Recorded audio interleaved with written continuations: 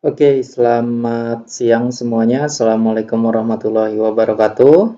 Waalaikumsalam Waalaikumsalam warahmatullahi warahmatullahi wabarakatuh. wabarakatuh. Waalaikumsalam warahmatullahi wabarakatuh. Ya, selamat menjalankan ibadah bulan puasa ya. Nah, jadi untuk bulan Ramadan ini ya agak-agak tanggung ya. Sebelum libur Lebaran masih kuliah. Insya Allah perkuliahan di bulan Ramadan masih ada 2 pertemuan. Jadi Senin minggu depan itu masih ada 1 pertemuan lagi ya sebelum libur Lebaran nanti. Ya, oke, pada kesempatan hari ini kita akan membahas mengenai sebenarnya satu komponen, yaitu komponen shaft atau poros ya. Nah, jadi kita akan mengupas mengenai poros. Apa itu poros, bagaimana konfigurasinya, lalu bagaimana kita menentukan atau merancang poros yang baik ya supaya tidak gagal seperti itu. Nah, ada juga KIS. Nah, ini KIS itu adalah suatu alat untuk menghubungkan antara shaft ke shaft yang lainnya atau menghubungkan energi atau daya dari shaft lalu ditransmisikan ke komponen yang lain. Juga coupling juga sama ya. Jadi menghubungkan atau mentransmisikan energi yang dibawa oleh shaft kepada komponen yang lain. Kita akan lihat.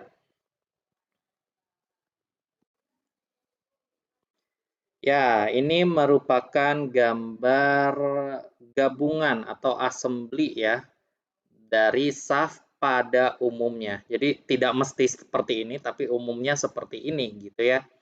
Nah, ini gambar dua dimensi. Harap perhatikan ada beberapa komponen penting selain shaft itu sendiri.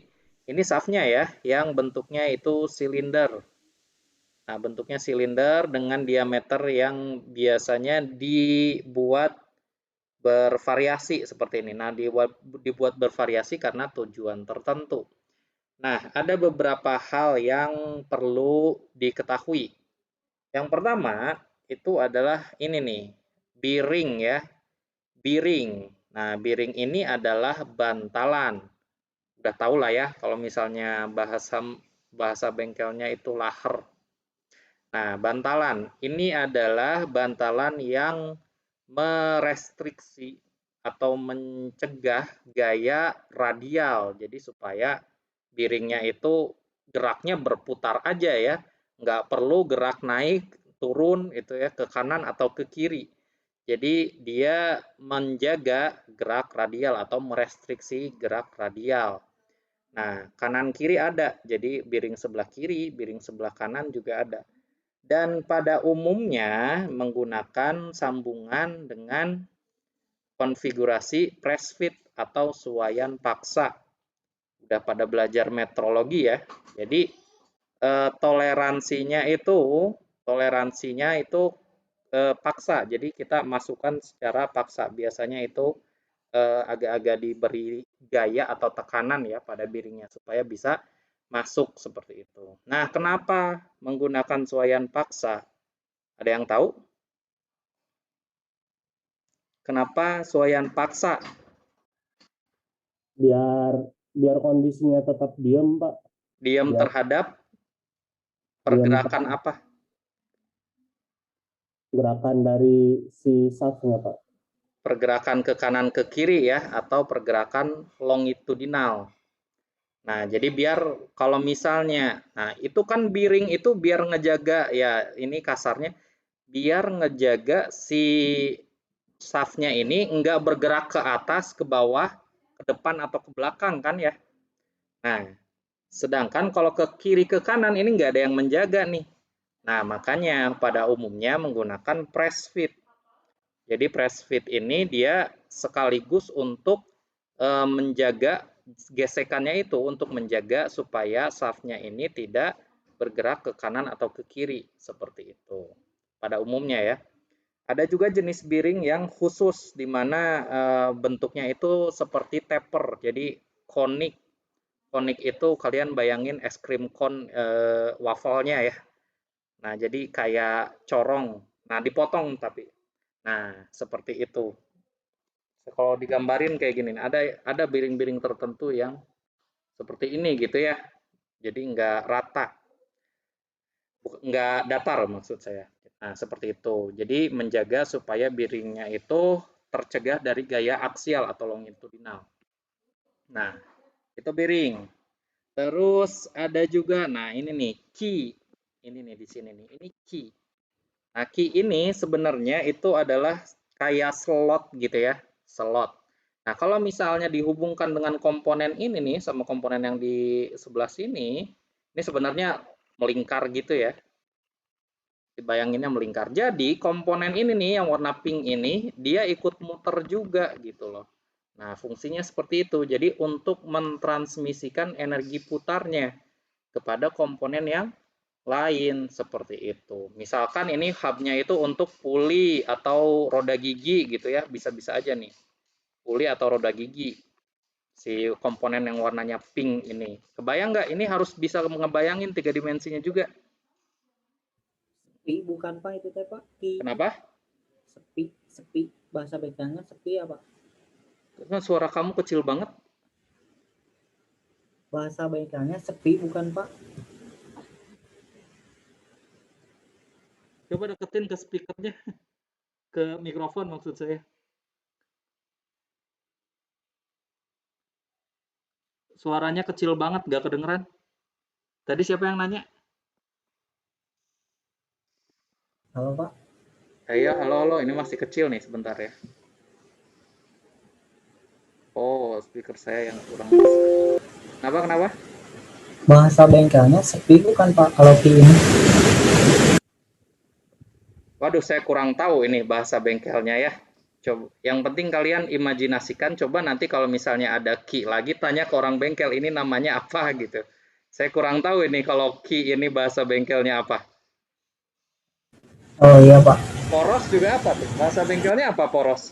Saya nggak tahu juga tuh. Poros juga ya? Di poros Pak. Poros juga. Kalau ini Pak yang press fit itu gambarnya yang mana ya Pak? Ini nih, jadi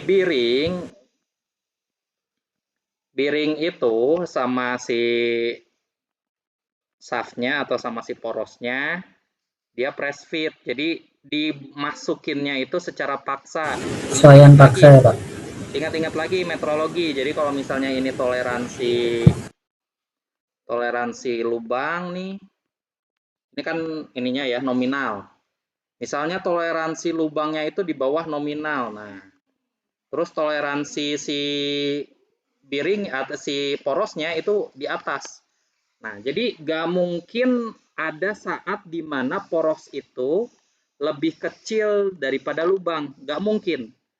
Pasti poros itu sedikit lebih besar dibandingkan dengan lubang. Gitu, makanya dipaksa dimasukin. Kenapa?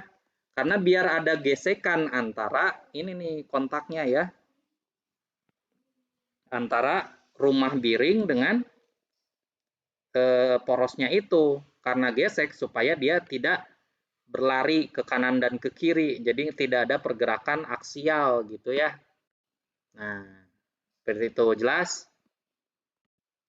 Jelas Pak. Nah, itu key. Nah, dan juga ada, nah ini taper pin. Jadi biasanya kan dibungkus ya dengan ya ujungnya ini itu tuh nggak kayak gini doang gitu, tapi dibungkus dengan komponen yang lainnya. Nah, cara penggabungannya nanti kita akan bahas. Ini taper pin, jadi bentuknya seperti ulir di sini nih. Daerah sini sampai sini itu bentuknya ulir. Jadi kayak ditutup gitu sama suatu penutup tertentu. Kebayang ya? Nah, terus ada juga, nah ini snap ring itu cincin biasa ya sebenarnya. Nah, fungsinya itu untuk bantalan juga ya, cincin. Nah, terus ini juga ada klem collar. Nah, ini juga salah satu jenis untuk menghubungkan shaft dengan komponen lain, yaitu dengan cara clamping ya. diikat seperti itu. Nanti ada jenis-jenisnya, ada key, ada collar clamp, dan lain-lain. Oke, nah ini secara konstruksinya ya. Nah, pada shaft juga fungsinya utamanya apa sih shaft itu ya? Nah, shaft itu biasanya meneruskan energi dari engine.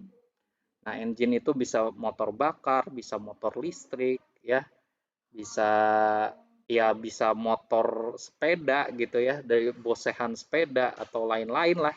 Nah, diteruskan menuju ke komponen lainnya. Nah, contohnya seperti ini. Ini adalah gambar yang sebelah kiri, itu adalah universal joint ya. Nah, dari shaft, terhubung dengan universal joint, lalu terhubung lagi ke komponen yang lainnya, seperti itu. Dan juga ini contoh yang sebelah kanan. Nah, ini shaft-nya itu panjang banget. Nah, shaft-nya itu panjang sekali ya.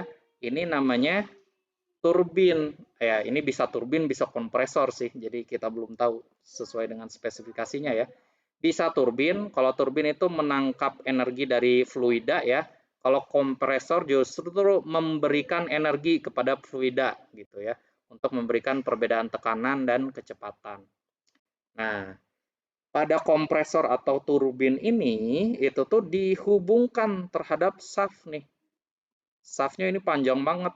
Nah, antara blade atau sudunya ini ya dengan shaft ya dihubungkan dengan tadi caranya. Bisa dengan collar clamp. Jadi di clamping terhadap shaft. Bisa juga dengan key, tapi ini nggak mungkin key. Kalau ini nggak mungkin key ya, kalau misalnya turbin atau kompresor seperti ini karena gerakannya rotasinya sangat cepat sekali, bisa sampai 1000 rpm gitu, dan besar gitu ya komponennya. Nah, ini dikaitkan terhadap shaft-nya.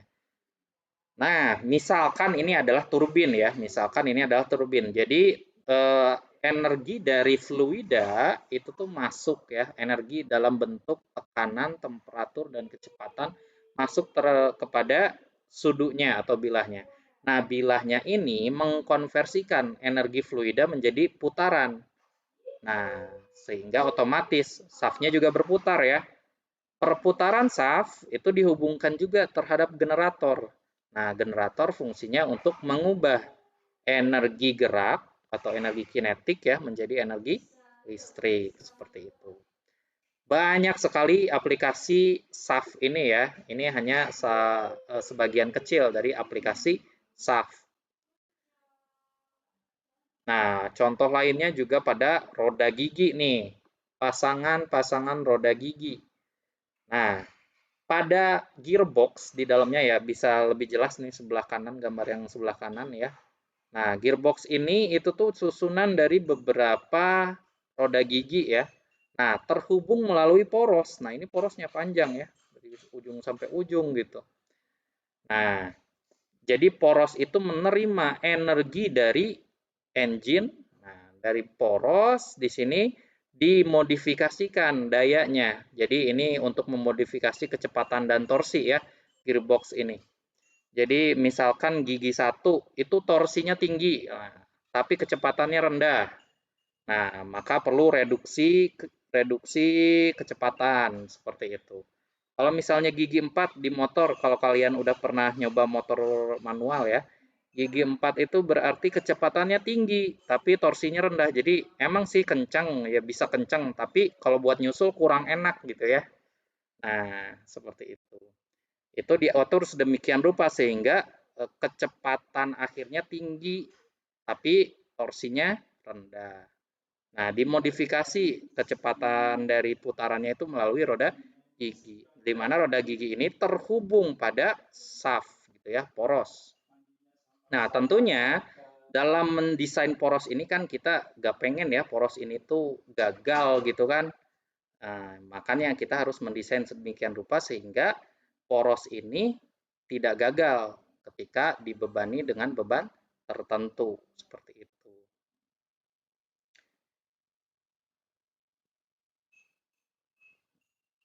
Nah, jadi poros transmisi atau hanya disebut poros ya atau shaft digunakan pada mesin yang berputar atau berotasi untuk mentransmisikan daya, putaran, dan torsi dari suatu peralatan ke peralatan yang lain. Umumnya daya ditransmisikan dari driver atau engine ya tadi ya ke peralatan yang digerakkan atau driven. Nah, misalnya pada sepeda motor atau mobil ya. Dari motor, nah dari motor itu tuh langsung ditransmisikan menuju roda gigi atau gearbox ya.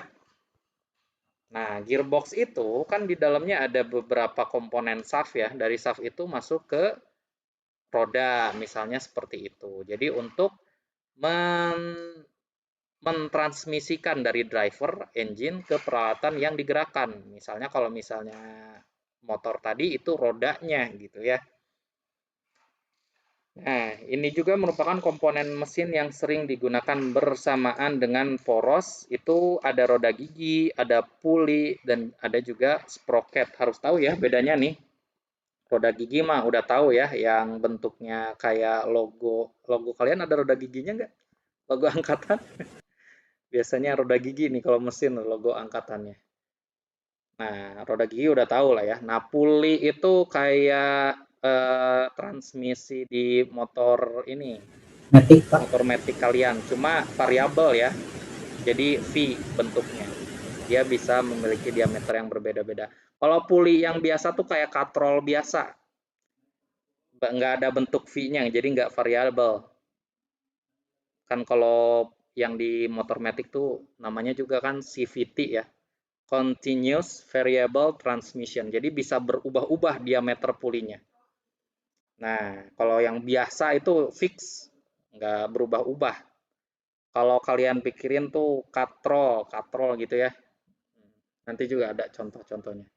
Ada juga sprocket. Nah, kalau sprocket ini itu adalah yang ada di sepeda motor manual atau di sepeda lah, sepeda biasa ya. Itu namanya sprocket.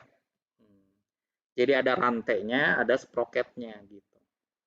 Kalau puli dia tuh katrol dan juga biasanya itu bahan untuk ininya itu kayak belt ya, kayak karet gitu.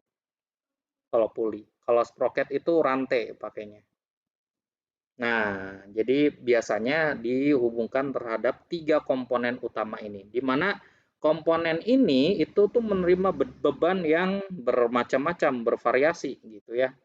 Nah, otomatis si porosnya juga menerima beban juga. Nah, kita pastikan sebagai perancang, kita pastikan bahwa bebannya tidak sampai membuat kegagalan pada poros yang kita desain. Nah, transmisi torsi antar poros dilakukan dengan pasangan roda gigi, sabuk, atau rantai ya, seperti yang kita jelaskan ya tadi ya. Pasangan roda gigi itu untuk ya roda gigi, gearbox, puli itu sabuk atau belt, sedangkan sprocket itu rantai. Poros bisa menjadi satu dengan driver, jadi ter-attach atau tersambung dengan drivernya.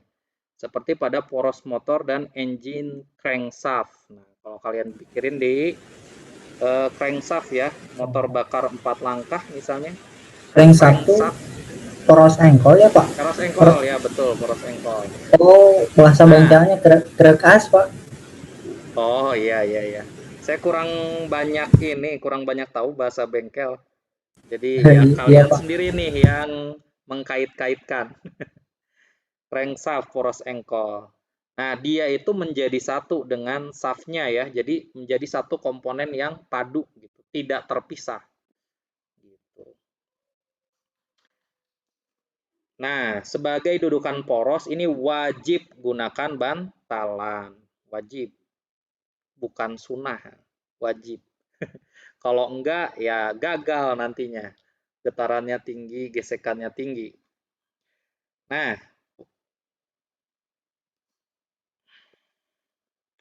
fungsi dari shaft itu memprovide atau menyediakan rotasi pada satu aksis tertentu. Satu aksis ya, cuma satu sumbu. Digunakan juga untuk mentransmisikan daya dan juga untuk memposisikan atau menaruh mount itu menempatkan pasangan roda gigi atau puli atau biring dan lain-lain. Jadi tempat untuk menempatkan gitu. tempatnya di shaft atau poros. Nah, beberapa hal yang harus kita perhatikan gitu ya pada desain poros ini. Yang pertama adalah geometri bentuknya. Nah, bentuknya ini lebih concern ke diameter. Diameternya berapa? Terus materialnya apa gitu ya sebagai perancang. Karena kan pada umumnya diameternya lebih tinggi itu bisa menahan beban yang lebih tinggi juga ya. Cuma kan lebih mahal. Kalau misalnya kita desain porosnya besar kan lebih mahal, berat juga gitu kan. Nah, makanya harus didesain seefisien mungkin, seefektif mungkin. Nah, kita juga harus mempertimbangkan bebannya, beban yang dia terima ketika dipasangkan pada suatu mesin tertentu nantinya. Dan juga stres atau tegangan ya, tegangan dan perubahan bentuk defleksi. Udah belajar sebenarnya kalian di MKM, cuma mungkin nggak terlalu sadar aja. Nah, ini adalah prosedur untuk mendesain suatu poros. Yang pertama itu adalah dimensinya ya, dimensi dan juga beban pada shaft tersebut. Nah, terus kita buat free body diagram atau diagram benda bebas. Dan biasa ya, ini langkah-langkah MKM banget ini.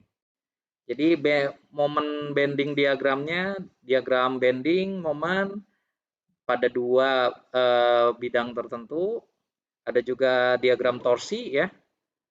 Nah, terus ditentukan di mana nih lokasi yang paling kritis ininya ya, tegangannya. Nah, terus kita lakukan analisa tegangan. Nah, sebelum kita ke contohnya ya, nanti saya kasih sedikit contoh. Kita pelajari dulu bebannya itu biasanya seperti apa sih? Kan beda ya, kalau misalnya kita belajar di MKM itu bebannya biasanya statik ya, bebannya kayak gitu, seperti itu, tidak berubah-ubah gitu. Nah, sedangkan pada poros itu berbeda. Nah, jadi pada poros ini bebannya itu fluktuatif. Mirip kayak beban untuk ini ya, fatigue. Makanya poros itu sering sekali kegagalannya itu bukan kegagalan statik, tapi fatigue. Jadi setelah 5 tahun baru patah. Atau setelah berapa puluh tahun baru patah gitu ya. Nah, makanya karena dia itu bebannya dinamik ya, berbeda-beda. Nah, fatigue gitu. Udah belajar kan ya sebelum UTS kemarin. Jadi kalau misalnya suatu benda dibebani, padahal bebannya itu masih jauh sekali di bawah yield ya, di bawah sigma yield. Tapi kalau lama-kelamaan patah juga ya karena bebannya itu beban dinamik, membuat si komponennya itu lelah gitu ya.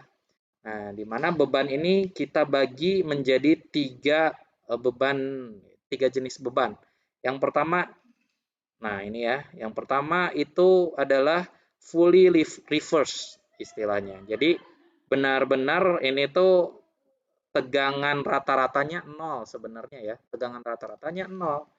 Hanya saja dia itu kadang tekan, kadang tarik, kadang tekan, kadang tarik. Oh, tarik itu ke atas ya. Kadang tarik, kadang tekan. Tarik, tekan, tarik, tekan. Seperti itu. Karena dia kan berputar ya. Nah, ingat-ingat lagi di pelajaran MKM, waktu belajar MKM, tegangan yang terjadi akibat momen atau bending gitu ya, itu kan berbeda ya, bagian atas dari neutral axis misalnya tarik, bagian bawah dari neutral axis itu tekan gitu ya.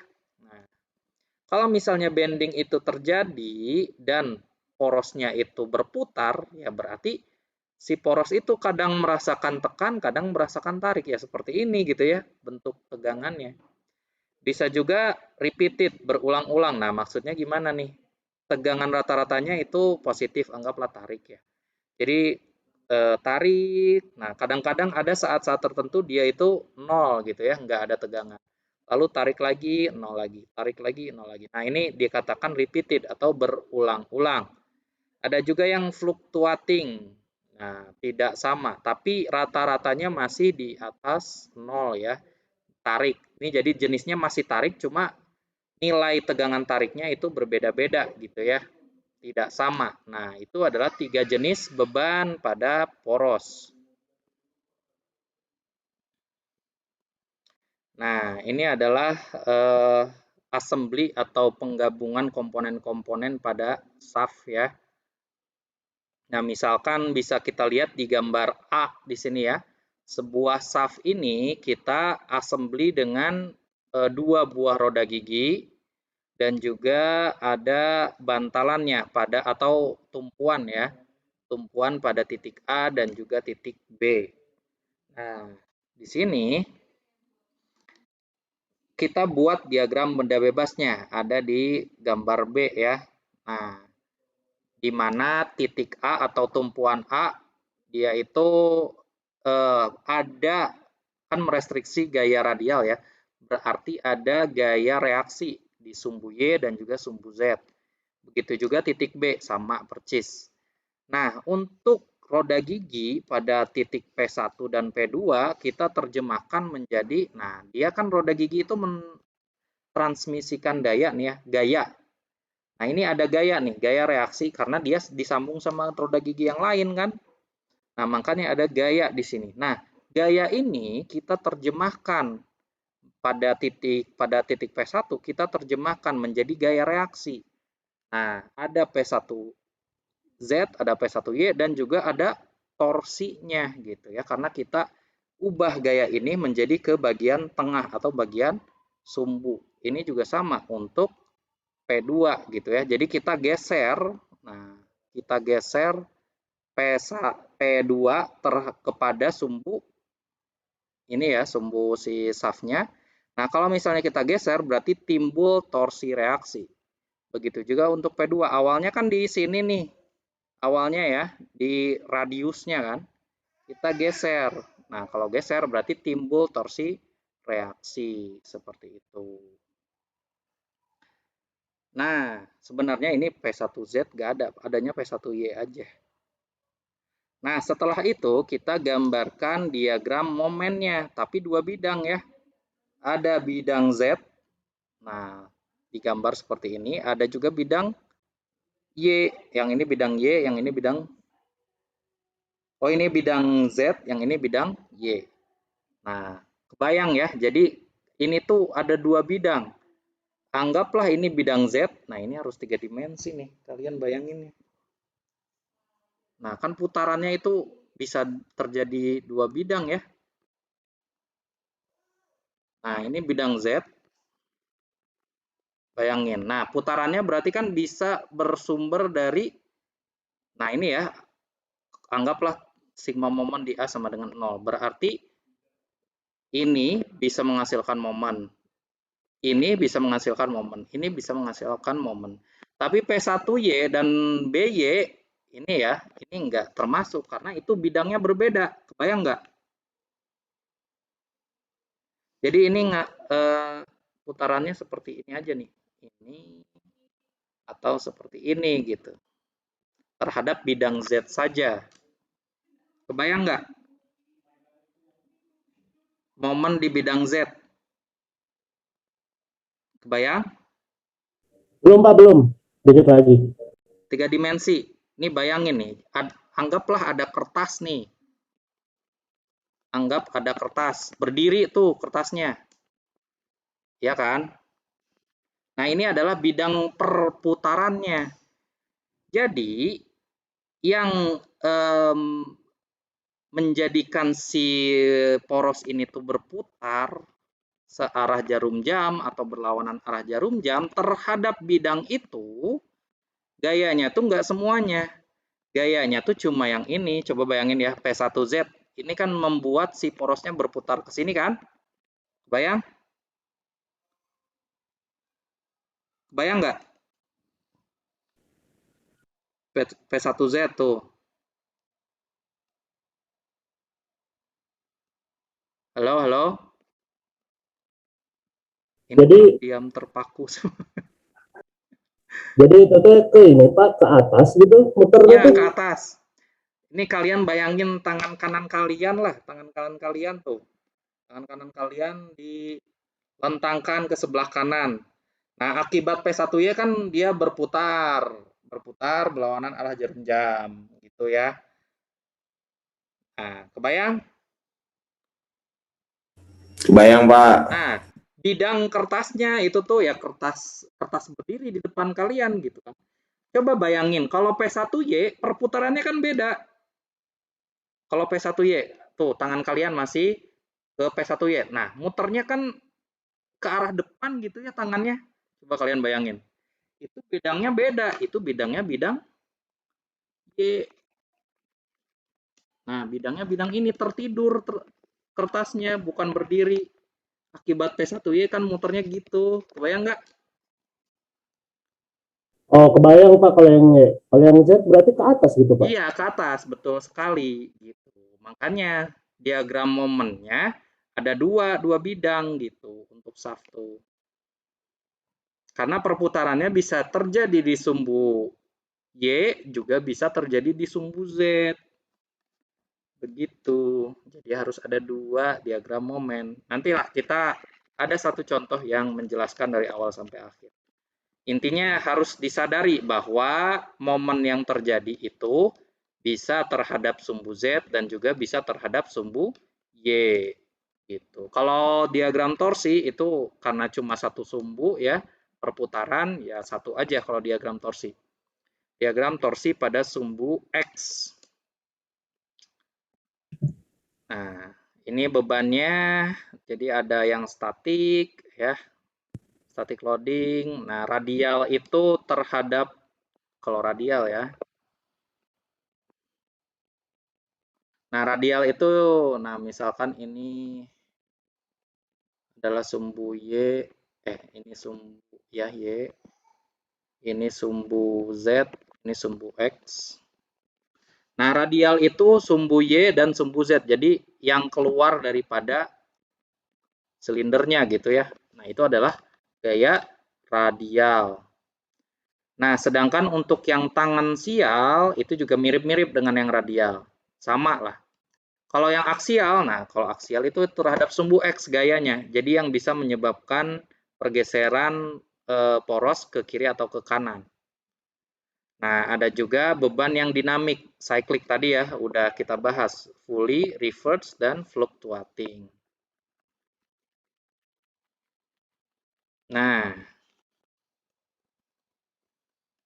untuk menghitung tegangannya gimana? Ini juga udah belajar ya. Nah, stres akibat beban aksial. Pada poros itu sebenarnya jarang ada beban aksial, tapi ini kita perhitungan aja. Siapa tahu di suatu saat tertentu tuh ada ya. Nah, saya kasih insting nih ya. Kalau misalnya kalian menggunakan puli, kalau misalnya kalian menggunakan sprocket, itu sama sekali nggak ada gaya radial pada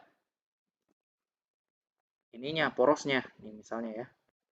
Nah, ini poros nih. Kalian pasangkan misalnya di sini dengan puli gitu ya. Ini juga puli nih, puli katrol ya. Nah, ini gayanya hanya radial, aksialnya sama sekali nggak ada.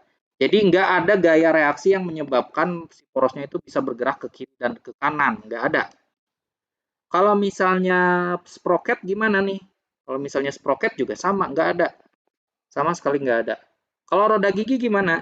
Nah, roda gigi lurus atau spur gear, kalian belum belajar ya roda gigi ya di Desmond 3 ini.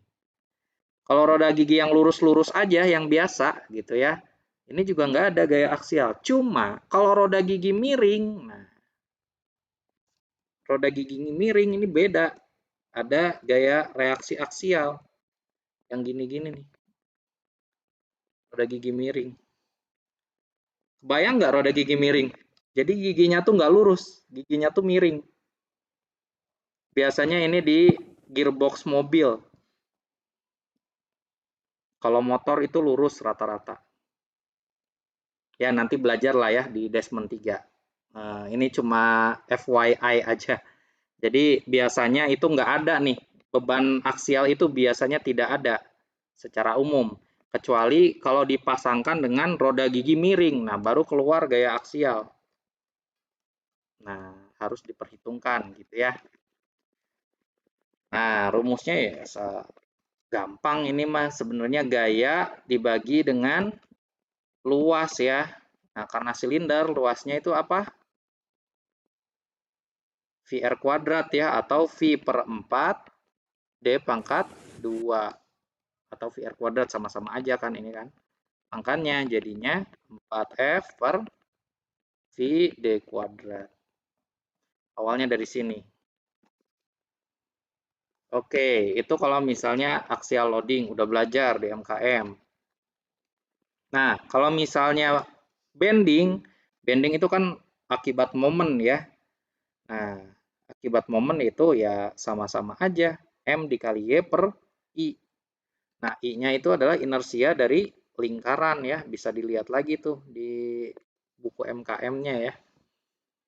Nah, ini sebenarnya ini aja sih langsung ya. Jadi I-nya itu V per 32 D pangkat 3. Oke. Kalau nggak salah ini D-nya pangkat 4 kalau nggak salah ini. Ini salah ngetik nih. Coba dilihat lagi ya di tabelnya. Ini kalau nggak salah ada pangkat 4 ini. Oh, bukan 4, betul pangkat 3 karena udah dikurangi Y, di mana Y ini sama dengan R, jadi bisa dicoret nantinya. Ya udah, jadi bisa langsung pakai rumus ini aja ya. Nah, tegangan akibat torsi juga sama. Umumnya kan ini ya rumusnya nih. Yang sebelah sini rumus umumnya. Nah, karena kita udah hitung segala macam ya, bisa pakai rumus instan di sini. Itu adalah tegangan akibat torsi yang dihasilkan menjadi tegangan geser. Nah, ini yang perlu kita perhatikan baik-baik. Ini sebenarnya ada penurunannya ya. Silahkan kalian buka buku Sigli. Nah, penurunan rumusnya kayak gimana? Sebenarnya ini penurunan rumus dari tegangan yang dihasilkan. Dari semua tegangan yang dihasilkan akibat momen, akibat torsi, maka kita pilih diameter yang aman terhadap beban yang ada gitu ya. Nah, ada dua kriteria yang berbeda. Ada distortion criterion atau ini yang von Mises ya. Distortion itu von Mises. Ada yang maksimum shear stress criterion. Nah, jadi ini sebenarnya agak mirip. Kalau misalnya kalian buktikan juga agak-agak mirip ya. Misalkan kalian mau membuat suatu shaft ya. Nah, kalian udah modelkan dan ada beban momen dan torsinya. Nah, ini M sama T itu adalah beban momen, ini T itu adalah beban torsi. Nah, tentunya kalian kan milih nih materialnya apa yang mau dipakai. Materialnya misalnya baja gitu ya. Nah, dari baja kita memiliki informasi SSY. Nah, ini tuh sebenarnya adalah yield strength atau kekuatan yield.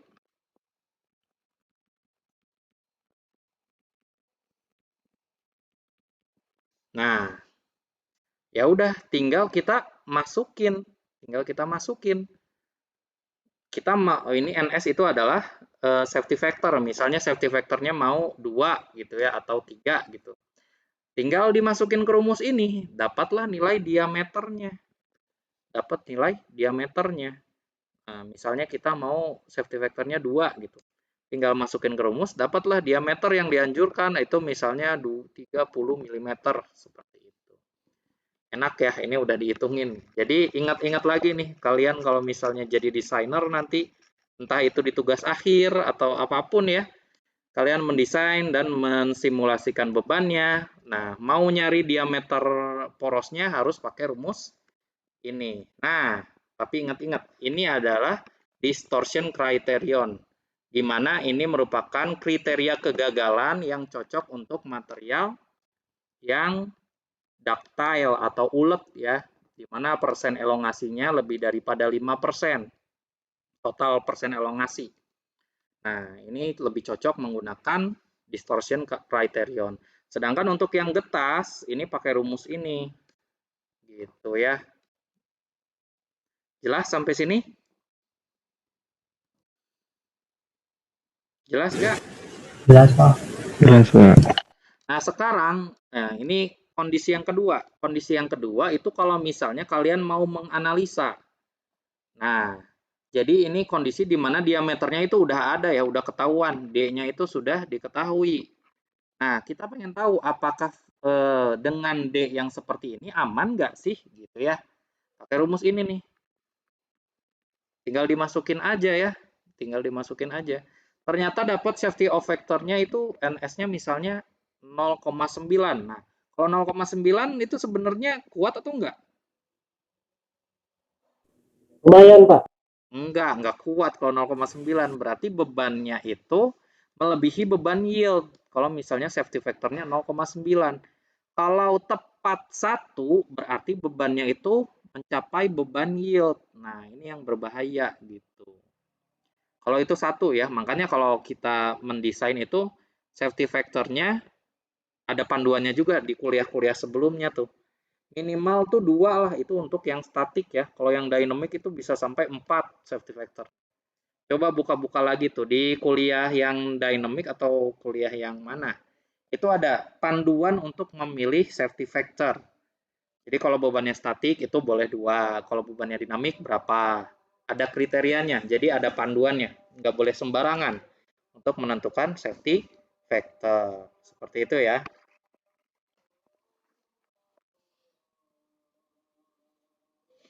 Nah, sedangkan ini adalah untuk beban bending, torsi, dan ada beban aksialnya ya. Jadi kalau tadi cuma bending sama torsi, pakai rumus ini, 2. Sedangkan ini adalah kalau misalnya timbul beban aksial juga gitu ya. Jadi ini kasus khusus, di mana beban aksialnya itu ada. Nah, tinggal pakai rumus ini aja ya. Tinggal dimasukin. Nah, ada P-nya nih di sini. Ini P itu adalah gaya aksial. Kalau tadi kan nggak ada ya P-nya.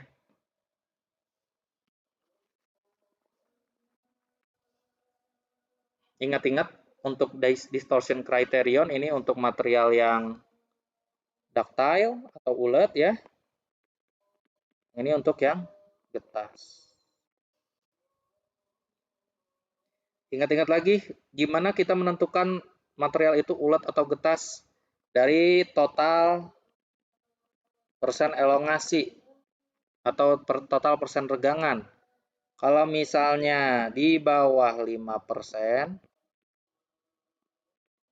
ini getas ya. Di bawah 5% getas.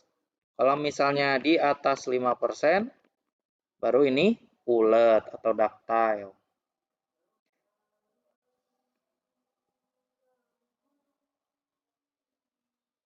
Nah, ini juga untuk kasus di mana dia itu fully reverse bending. Nah, ini lebih tajam lagi ya.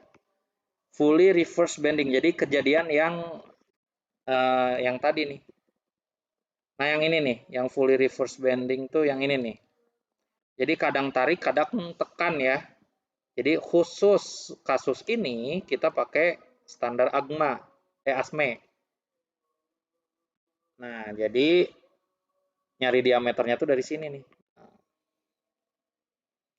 Nah, dengan nilai KF itu adalah fatigue concentration factor. Nah, ini ada safety factor, SF itu fatigue strength. Yang kemarin ya, yang fatigue tuh.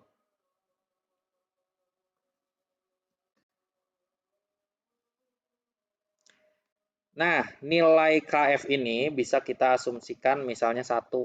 Tapi sebenarnya nilai KF ini itu kumpulan dari banyak yang UTS kemarin ya. Ada KA, KB, sampai segala macam, sampai KF ya. Nah, ini konstantanya. Fatigue concentration factor. Itu tuh yang menyebabkan perubahan pada kekuatan endurance dari suatu material. Nah, itu ya. Ini lebih tajam nih, lebih akurat rumusnya. Nah, ini untuk kasus fluctuating bending dan fluctuating torsion. Kalau fluctuating beda ya. Kalau fluctuating itu, nah ini nolnya nih. Nah, kalau fluctuating itu dia bebannya tetap tarik atau tekan gitu ya.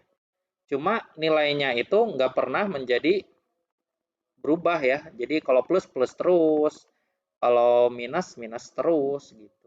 Ini fluctuating. Nah, kalau fluctuating pakai rumus yang ini. Jadi enak nih, udah ada panduannya. Kita tinggal pakai gitu.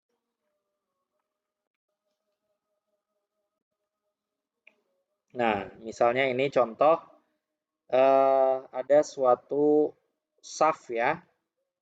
Misalkan shaft ini itu ditumpu pada tumpuan A dan B. Nah, ditumpuk ya. Dan dia ini ada dua puli yang di-attach atau dipasangkan pada shaft tersebut. Ada di titik C, juga ada di titik B, di titik D ya. Nah, bisa kita lihat di sini di titik C itu tuh ada gaya pada beltnya ya, pasti ada gaya, gak mungkin gak ada. Nah, pada sebelah kiri dan kanan berbeda. Kenapa ya? Karena berputar ya. Kalau berputar pasti salah satunya yang lebih besar. Nah, jadi ini berputarannya itu seperti ini ya.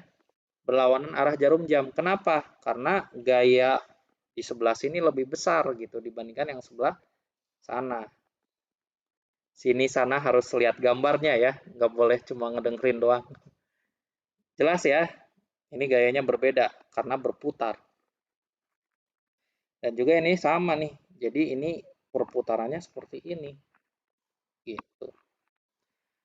Nah, di sini tentukanlah besar shaft diameternya, diameter shaftnya ya, menggunakan metode yang berbeda. Yang pertama menggunakan metode distorsi dan juga maksimum shear stress. Nah, sebelum ke rumus D, kita harus menentukan berapakah torsinya, torsi maksimum ya, dan juga berapakah momen maksimum. Nah, gaya P maksimum atau gaya aksial maksimum perlu dicari nggak? Perlu dicari nggak? Sepertinya perlu, Pak. Nggak perlu, soalnya nggak ada. Kan nggak ada gaya yang membuat dia bergeser ke kanan ke kiri, ada nggak? Coba Pak. Nggak ada ya. Dan udah saya bilang, kalau puli itu nggak ada gaya aksial, jadi ini nggak perlu gitu. Gaya aksial itu nggak ada, nggak bakal timbul. Gitu ya. Nah, jadi perlu cari tahu Tmax sama momen maksimalnya. Ya udah, kita buat diagram benda bebasnya. Nah, langkah pertama itu adalah kita terjemahkan titik A dan titik B itu menjadi dua gaya reaksi. Nah, ada gaya pada kalau titik A ya, berarti ada gaya reaksi di sumbu Y. Nah, ini ada gaya reaksi di sumbu Z. B juga sama, di sumbu Z sama sumbu Y. Nah, setelah itu, nah udah kelihatan ya ini. Nah, ini ceritanya ini udah dihitung. Proses perhitungannya udah beres ini ceritanya. Jadi ini adalah gaya reaksi di titik A, ini gaya reaksi di titik B. Nah, langkah yang kedua itu adalah menjadikan gaya pada puli itu ditempatkan pada si aksisnya ya, atau si porosnya. Jadi ini kan gayanya ada dua nih. Nah, ini kan gayanya ada dua nih. Kita ubah atau geser ke ini nih, ke bagian tengahnya. Nah, jadi cuma satu gayanya. 400 ditambah 550 jadinya berapa? 950 Newton. Nah, tapi ada konsekuensinya di sini. Kalau misalnya kita menggeser gaya ini ke suatu tempat tertentu, maka akan timbul torsi reaksi gitu ya. Nah, untuk kasus yang 400 Newton ya torsi reaksinya 400 dikalikan dengan R-nya di sini atau radius ya. Sama ini juga 550 dikali radius, tapi arahnya berbeda ya. Yang satu itu searah jarum jam, yang satu lagi berlawanan arah jarum jam. Yang mana yang menang? Yang ini pasti ya, lebih besar 150 Newton. Berarti di sini akan timbul torsi reaksi yang arahnya itu sesuai dengan 550 Newton atau seperti ini ya, berlawanan arah jarum jam. 150 Newton dikalikan dengan ininya apa? Radiusnya. Di sini ceritanya radiusnya 0,025. Nah, jadi setelah diterjemahkan ada torsi nih di sini nih. Coba kalian buktikan. 150 dikali 0,025. Benar nggak hasilnya segini?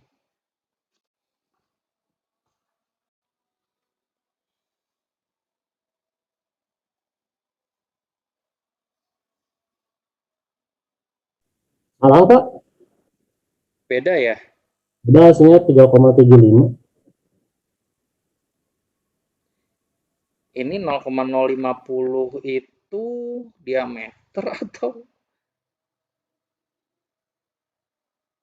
Coba kalau 0,05. Oh, ini radius. Ini bukan diameter, ini radius. Jadi langsung dikali 0,05, jadinya 7,5 ya. Nah, jadi ini radius. Oh, nggak kelihatan. Ini ada panahnya kecil. Nah, ini ada panahnya kecil. Jadi ini radius. Bukan diameter.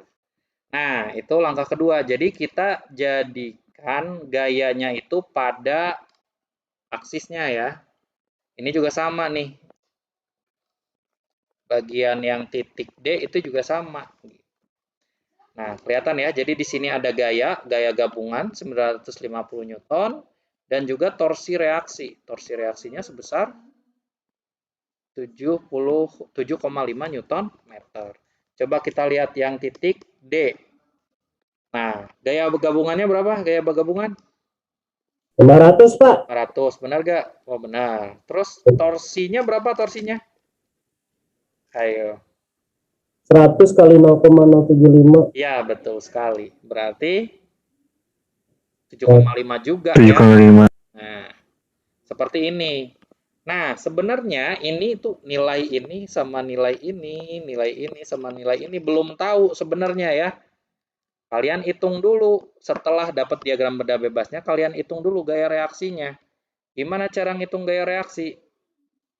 Ya biasa ya, sigma F sama dengan 0, sigma F di sumbu Y sama dengan 0 juga. Gitu. Terus sigma momen mau di titik A, di titik B, titik C, terserah gitu ya. Sigma momen misalnya di titik A sama dengan 0. Nah, nanti dapat nih keempat nilai ini. Gitu. Oke ya, jelas ya. Nah, jadi setelah dapat nilai gaya reaksi, kita gambarkan diagram momennya, diagram momen baik di sumbu Z dan juga sumbu Y ya. Nah, gini nih. Pelan-pelan ya. Kita beralih ke B. Nah, singkat cerita kan kita udah dapat ya nilai gaya reaksinya nih. Udah dapat nilai gaya reaksinya semua. Nah, terus kita kan mau mencari nilai momen maksimum dan juga nilai torsi maksimum nih di sini. Nah, kita mulai pada momen pada sumbu Y. Nah, jadi yang dibayangin itu adalah seperti ini nih. Nah, bayangin ya. Jadi perputarannya tuh terhadap kotak atau bidang yang saya gambar nih. Coba, udah kebayang? Nah, jadi saya gambarin 2 dimensi, jadinya kayak gini. Jadi gayanya tuh yang masuk tuh yang ini ya, terhadap sumbu Z aja gitu. Ini, gaya ini, gitu. Bayang nggak jadi gambar ini? Jadi gambar 2 dimensinya kebayang ya? Pak. Pak. Oke, nah jadi MY ini ada pada bidang Z, ingat-ingat. Ada pada bidang Z. Nah, singkat cerita juga nih, ini singkat cerita. Harusnya kan kita sectioning ya, banyak nih sectionnya juga. Nah, singkat cerita dapatlah diagram momen seperti ini. Nah, diketahui momen maksimum di sumbu Y itu 118,75 Newton meter. Nah, selanjutnya momen itu nggak beres di situ aja. Ada juga momen pada bidang Y atau momen Z. Nah, ini kita bayangin kertasnya kayak gini bidangnya ya. Jadi gaya-gaya yang mempengaruhi momen pada bidang Y, pada bidang Y adalah gaya ini, juga gaya ini. Kebayang kan? Bayang, Pak. Ya, makanya digambarnya kayak gini nih. Ini yang di bawah ada gaya 150 Newton, ada 650, ada 500 Newton. 3 dimensi ya ini ya. Jadi harus fokus banget nih. Gak boleh salah menentukan bidangnya. Nah, setelah itu ya singkat cerita juga didapatlah nilai momen maksimum nih pada sumbu Z ini MZ nih. Ini MZ. Nah, seperti itu. Terus kalau grafik torsi ya ini cuma 2 ya, cuma ini sama ini torsinya. Dapatlah nilai torsinya seperti ini, minus 7,5 Newton meter yang paling besar. Udah dapat nilai momen maksimum, yang dimasukin yang maksimum aja. Ini yang maksimum, ini juga yang maksimum atau minimum ya. Tinggal dimasukin ke rumusnya tuh. Oh, maaf. Untuk momen bukan maksimum yang dimasukin, tapi kita ambil resultannya. Jadi ini MZ. Resultan antara bukan, ternyata MZ-nya yang di sebelah sini. Tadi MY. Nah, ini nih ya, MZ-nya yang sebelah sini nih. Ini karena nggak ngerjain sendiri, jadinya agak bingung ngelihat kerjaan yang ada di buku. Nah, jadi setelah dapat nilai MY maksimum dan nilai MZ maksimum, kita ini nih, jadi momen maksimumnya kita Pitagoraskan. Jadi mirip kayak Pitagoras ya rumusnya nih. Nah, jadi dapatlah M maksimumnya segitu tuh. Nah, jadi masukin ke kriteria von Mises. Misalnya dipilihlah suatu material yang sigma yield-nya itu 500 MPa ya. Nah, seperti itu. Nah, dimasukin momennya, momen maksimumnya yang ini nih. Terus ke torsi ya, tadi ya cuma 1 kalau torsi 7,5. Nah, dapatlah 17,2 mm. 17,2 mm. Ini kayaknya bukan 322, ini 32 dikali 2 nih. Jadi dianggap safety factor-nya itu 2 ya. Dan ternyata kalau dimasukin untuk konfigurasi seperti ini ya, kalau dimasukin ke rumus yang shear stress juga, menghasilkan nilai yang sama, 17,2 mm. Jadi ketika kalian mendesain si porosnya, nggak boleh kurang dari 17,2 mm kayak gitu. Gimana Fajar? Kan tadi di situ tuh torsi maksnya itu min 7,5, Pak. Itu Ya. jadi min 7,5 di sininya, Pak. Ya, Nah, jadi atau gimana, Pak? ini nggak masalah, makanya ini dikuadratin. Ya kalau misalnya dikuadratin kan jadinya positif juga ya. Ini kalau misalnya torsi atau momen, dia itu gak masalah negatif atau positifnya. Yang penting paling kritis gitu. Paling kritis. Nah, toh juga ya walaupun negatif atau positif, masuk ke rumus ini kan dikuadratin tuh, lihat tuh. Ini dikuadratin, ini dikuadratin, ini kuadratin, ini kuadratin. Gitu kan. Jadi gak terlalu ngaruh ya? Juga. Bukan gak terlalu ngaruh, emang gak ngaruh ke rumus ini mah. Positif negatifnya. Terus Pak, untuk sigma yield sendiri Pak, itu teh didapatkannya dari mana ya Pak? Kalian sendiri yang milih mau materialnya apa. Oh, Misalnya kalau pakai kayu ya beda lah diameter minimalnya nanti kan dapatnya. Kayu yieldnya berapa sih? Misalnya cuma 50 gitu kan. Oh, berarti nanti kalian dapat ininya enggak 17,2 bisa jadi 100 mm minimal gitu kan. Kalau pakai kayu harus lebih tebal. Kalau pakai kayu misal kayak gitu ya. berarti Jelas? yield itu tergantung material yang dipilih ya Pak? Iya, iya. Oke, gitu. Nah, itu adalah cara mendesain poros.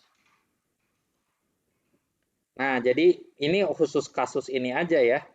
Ini kebetulan sama nih untuk metode yang untuk yang ductile dan juga yang brittle kebetulan sama gitu. Nah, ini kalau ini deflection atau perubahan bentuk. Nah, biasanya perubahan bentuk pada shaft itu ada dua. Yang pertama adalah defleksi. Defleksi perubahan ya jadi awalnya kan udah belajar kalian di MKM juga. Nah, misalnya awalnya lurus-lurus aja, tapi karena ada bending gitu ya, jadi agak melengkung dikit gitu misal ya. Nah, ini adalah lengkungannya pakai rumus yang dulu tuh waktu di MKM. dy kuadrat per dx kuadrat sama dengan m per ei. Masih ingat? Masih ingat gak? Sedikit ingat Pak. Dulu materi terakhir banget di MKM. Terakhir banget. Jadi ngitung berapa sih lengkungannya gitu ya. Nah, lengkungannya ini berapa nih? Gitu. Itu defleksi, ingat-ingat lagi di buku MKM. Nah, sedangkan ini akibat dari torsi, dia itu berubah sudut. Jadi sudutnya agak melenceng gitu ya, akibat beban torsi. Seperti itu. Ini kita lanjut aja dulu ya. Ini nggak lama lagi lah, paling lama 1 jam kurang. Mungkin Oh ya Pak, setengah satu jam. lagi Pak, mau nanya Pak. Kenapa? Yang tadi ya torsi reaksi itu, jadi kalau misalkan ada torsi reaksi yang kayak gitu, kalau misalkan torsinya seimbang gitu Pak, misalkan 300 itu kemana? Berarti torsi reaksinya nol. Nol. Jadi tidak ada torsi reaksi, hanya ada gaya reaksi saja kalau kayak gitu. Kalau kejadiannya kayak gitu, berarti pulinya nggak muter sebenarnya. Kalau kejadiannya kayak gitu. Oh, Jadi diam pulinya. nah berarti si torsi reaksi ini tuh mengikutnya ke yang lebih besar ya Pak? Nilai yang Iya, lebih. ya betul. Ikut yang lebih besar. Oke, kita lanjut ya. Nah, ini adalah panduan untuk mendesain shaft. Ada beberapa hal yang perlu kita perhatikan. Yang pertama adalah sebisa mungkin kalian itu mendesain shaft yang pendek. Kenapa? Karena kalau misalnya panjang, akibat bebannya sendiri, yaitu defleksinya semakin parah. Nih, kita bayangin ya, antara shaft yang panjang dengan yang pendek. Nah, kalau misal bebannya sama-sama F misalnya. Tapi defleksi yang dihasilkan ini tuh jauh dalam gitu loh. Y-nya tinggi dibandingkan dengan yang ini. Gitu ya. Defleksinya kalau misalnya pendek, nggak terlalu parah gitu. Kalau misalnya shaftnya tidak panjang. Jadi sebisa mungkin kalian tuh desain shaft tuh nggak perlu panjang-panjang. Sesingkat mungkin. Makanya kalau kalian pernah bongkar gearbox ya, itu tuh antar roda giginya tuh dempet-dempetan banget. Hampir gak ada celah gitu. Kalau kalian pernah bongkar gearbox. Nanti di praktikum Desmen 3 kalian tuh suruh bongkar gearbox. Terus tentukan spesifikasi dari roda gigi nanti. Nah, terus juga poros yang hollow itu tengahnya bolong ya. Itu sebenarnya memiliki stiffness atau kekakuan yang baik. Tapi dia mahal karena proses manufakturnya lebih sulit ya dibandingkan dengan poros yang solid. Nah, kita juga perlu mengkonfigurasi geometri atau bentuk dari shaft untuk mengurangi konsentrasi tegangan. Nah, contohnya kayak gini nih. Kan tadi shaft itu diameternya bisa berbeda ya. Nah,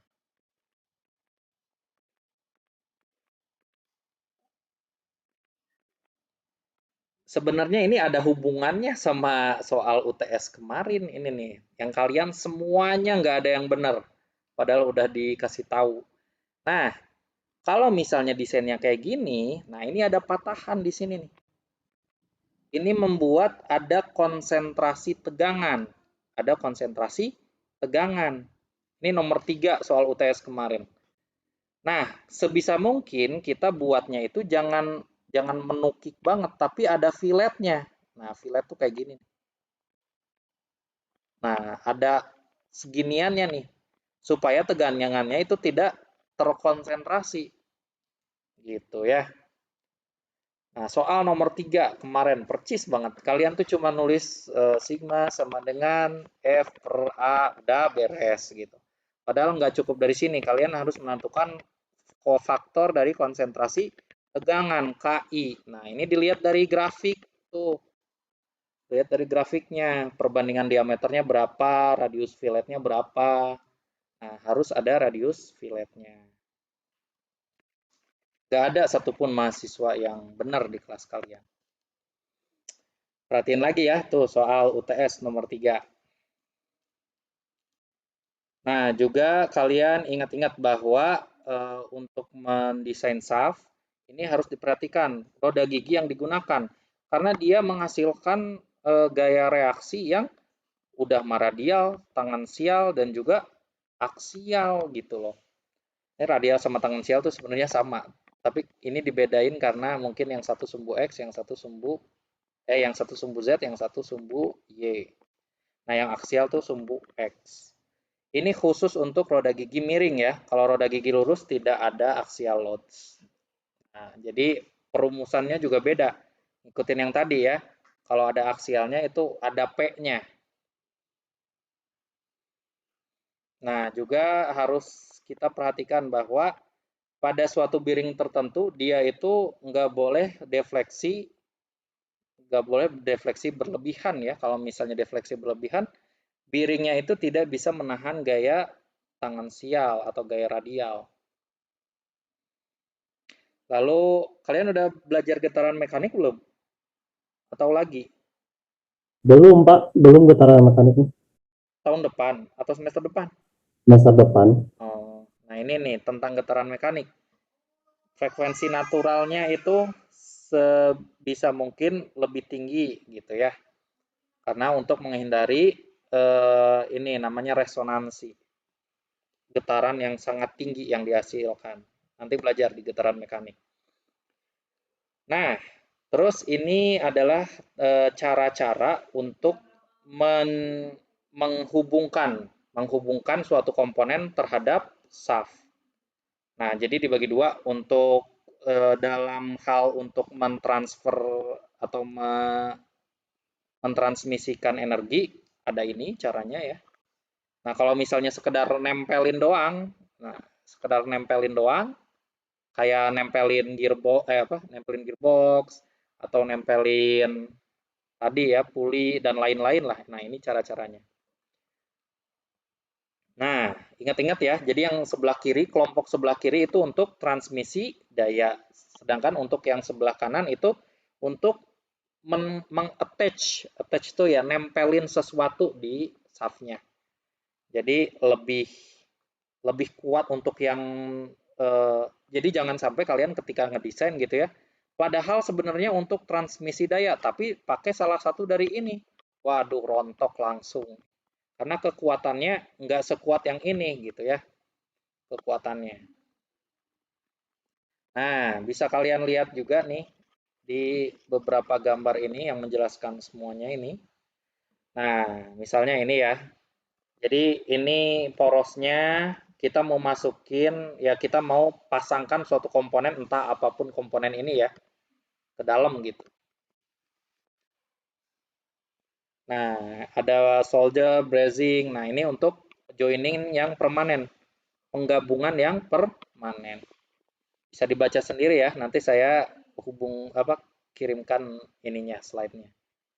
Ada juga yang bisa di remove atau bisa dibongkar pasang. Nah, biasanya ini pakai taper atau pakai ulir di sini. Nah, atau ya di sini ulir luar, ulir dalam, dan macam-macam. Ada yang tengahnya itu sengaja dibolongin, dibikin ulir gitu, dan lain-lain. Ini banyak sekali ya macam-macamnya. Bisa kalian baca-baca sendiri. Nah, ini kalau misalnya kita kunci. Jadi kita masukin ke dalam, terus kita di sini ada lubangnya nih. Ini ada lubangnya. Terus kita masukin ini nih, kunci di dalam. Nah, taper pin, set screw segala macam. Nah, ingat-ingat lagi bahwa ini lihat ya di sini. Nah, collar, set screw. Ini untuk cuma sekedar nempelin part ke si poros itu ya. Bukan untuk mentransmisikan. Jadi bukan buat nyalurin energi lagi karena ini lemah sambungannya. Tidak terlalu kuat gitu. Yang lain bisa dibaca ya. Banyak nih cara penyambungannya. Nah, kita akan lebih fokus ke yang transmisi energi. Salah satunya itu adalah keys atau slot ya. Nah, jadi ini adalah suatu device yang secara mekanikal mengkoneksikan komponen seperti gear itu menuju ke poros. Nah, biasanya itu key itu ya biasa ya flat. Nah, kalau misalnya kita lihat 3 dimensi kayak gini nih. Nah, porosnya dibuat slot seperti ini nih. Terus slot ini dimasukin terus digabungkan dengan komponen lain untuk menyalurkan energi. Nah, ini adalah lebar dari key, ini juga tinggi dari key-nya. Ada ininya ya, ada guideline. Nah, ini shaft-nya yang di tengah, ini adalah komponen lain yang dihubungkan. Nah, untuk mendesain key juga nggak sembarangan, ada kriterianya. Nah, kriterianya itu berdasarkan beberapa faktor, diantaranya ada diameter shaft-nya ya. Jadi, diameter shaft tertentu, ini inci nih. Itu tuh harus ngikutin ke regulasi seperti ini. Misalnya diameternya tuh sekian inci nih. Nah, lihatlah di sini. Oh, berarti size-nya berapa nih? Square size tuh ini ya. Jadi tinggi sama lebar. Tinggi sama lebarnya. Nah, kalau misalnya square berarti tinggi sama lebarnya sama ya. Nah, ini sekian nih.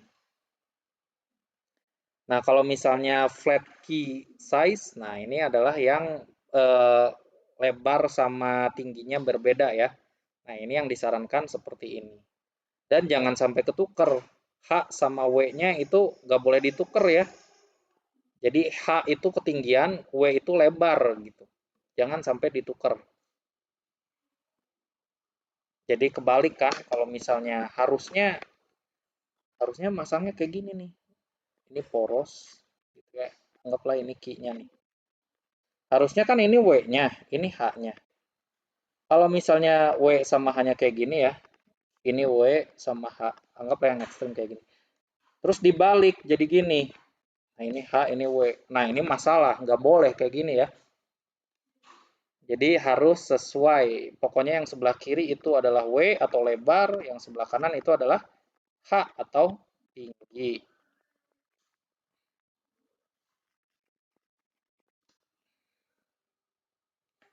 Nah, beberapa macam key juga bisa kita lihat di sini ya jenis-jenisnya. Nah, ini adalah untuk mendesain key. Jadi kan pasti key-nya ini juga menerima gaya ya, gayanya itu gaya geser. Nah, di sini bisa kita masukin ke rumus bahwa F-nya itu sama dengan 2T dibagi dengan D. Ini diameter. T itu adalah torsinya, torsi yang dihasilkan. Nah, ini adalah kegagalan pada key. Bisa jadi key-nya itu patah ya. karena gaya geser. Nah, ini shear stress-nya bisa kita hitung menggunakan rumus ini. Nah, ini adalah L minimum ya, yang harus kita terapkan. Kalau tadi kan cuma sekedar panjang sama tinggi ya dari Q-nya. Ini W, ini H. Nah, ini panjangnya itu adalah L gitu ya. Nah, dari sini sampai sini itu adalah L. Nah, nyari L-nya pakai rumus ini. Jelas? Jelas? Jelas gak? Jelas Pak. Jelas, Pak. Jelas Pak. Ya, ini juga sama ya. Nah, ini suatu contoh. Jadi ada shaft, di mana shaftnya ini setengah inch, dia mentransmisikan daya sebesar 5 horsepower. Ini daya ya, HP itu daya. Horsepower, daya kuda atau deka sama. Pada 1750 RPM. Nah, ini spesifikasi material dari shaftnya. Nah, yang ditanya itu adalah berapakah panjang dari square key. Nah, square key berarti W sama H-nya sama ya. Dengan safety factor 2,5. Nah, jadi ini dipilih nih materialnya. Ada yang ini, ada yang ini, ada yang ini. Mana yang tepat gitu ya.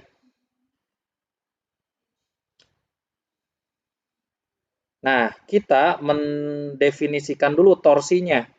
Torsinya itu kan daya sama dengan torsi dikali kecepatan ya, kecepatan sudut atau omega. Nah, kalau misalnya mau dapetin torsi kan sama dengan daya per omega ya.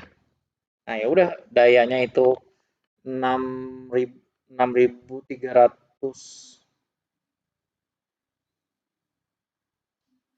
Oh, ini karena ada perubahan konversi ya. Konversi dari HP ke KSI. Nah, jadi 6.300. Nah, ini udah dikonversikan, jadi tinggal kita masukin aja angkanya ya. Ini dikonversiin dulu, HP-nya itu diganti ke LB inch per square lah, seperti itu. Jadi bukan horsepower. Jadi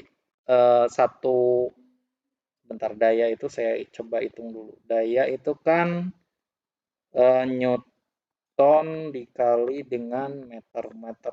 Newton itu kilogram meter per sekon kuadrat. Nah, dikali meter lagi. Nah, seperti ini. Jadi, yang sebenarnya itu harusnya daya itu adalah pound in kuadrat per second kuadrat. Nah, ini itu sama dengan 1 horsepower 1 HP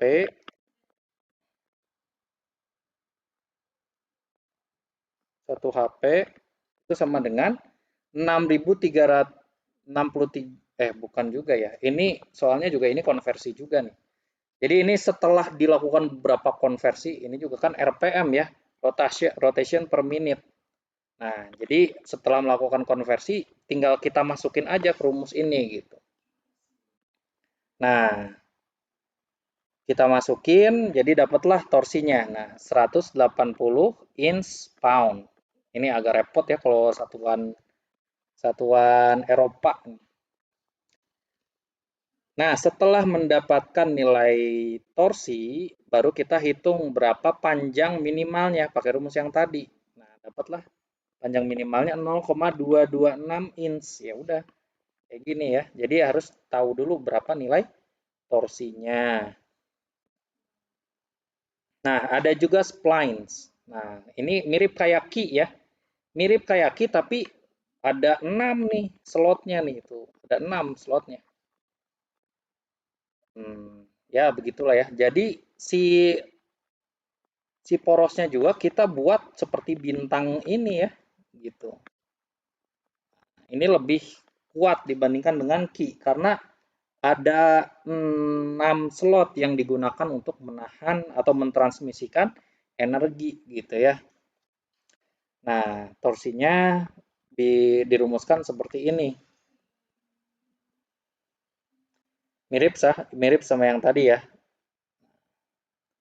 Jadi di sini ada sebuah spline di mana ini tuh memiliki diameter 1 inch ya. Di splines-nya ada 6 buah dan D kecil itu jarak dari sini sampai sini ya. Jarak dari yang kecilnya ya nih. Kalau D besar jarak yang besarnya, diameter yang besar. Diameter mayor lah bisa kita sebut. D kecil diameter minor. Nah, tentukanlah kapasitas torsi jika sistem dibuat dari steel 1020. Nah, jadi dari materialnya kita dapat nilai sigma yield dan juga sigma ultimate. Nah, diasumsikan safety factor SF itu safety factor ya, 2. Nah, tinggal kita masukin. Jadi dapatlah kapasitas torsi yang bisa ditahan oleh spline tersebut. Sini. Ini kalau misalnya safety factornya 2. Kalau misalnya safety factornya 1, ini ya. Kapasitas torsi yang bisa ditahan.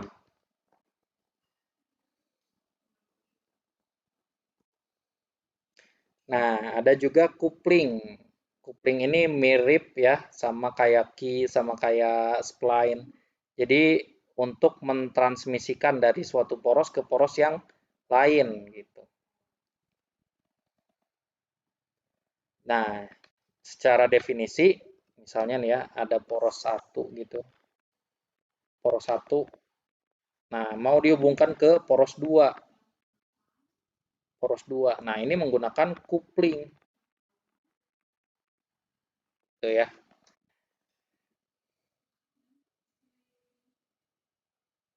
Misalnya nih, aksisnya itu yang satu kayak gini, yang satu kayak gini.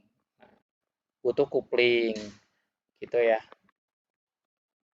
Dan banyak hal lain lah yang kita butuh coupling, sehingga kita harus mentransmisikan dari poros 1 ke poros 2.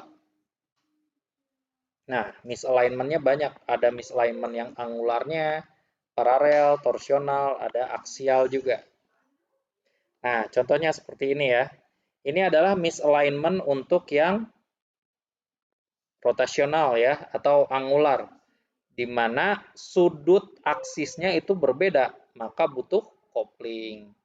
Kalau ini, nah sebenarnya sejajar ya, jadi nggak ada perbedaan sudut, cuma ada jarak antara sumbu pertama dan sumbu kedua. Ini adalah aksial atau parallel offset misalignment. Ada juga yang torsional, ya jadi tegak lurus seperti itu tuh. Nah, ada juga yang end float seperti ini.